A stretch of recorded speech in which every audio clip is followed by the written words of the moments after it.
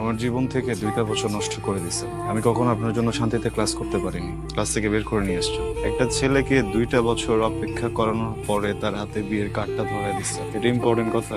তাকায় আছেন কেন বলেন না? 2টা বছর ছটফট করছেন না কথাটা বলার জন্য? এর থেকে অনেক বেশি ছটফট আমি করছি কথাটা শোনার জন্য। আজকে একটু বলেন প্লিজ।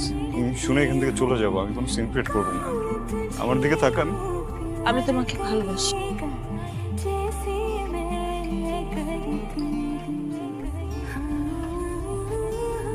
ইম্পর্টেন্ট কথা শুনলা, বুঝলা, এখন চলে যেতেছো। কি কথা বলো না কেন?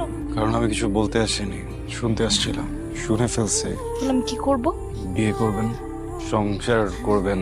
এতগুলা মানুষের সামনে আমি কি বলছি সবাই শুনছে, তারপর আমার বিয়ে হবে তোমার মনে হয়? সরি, ভালো থাকবেন। ওকে।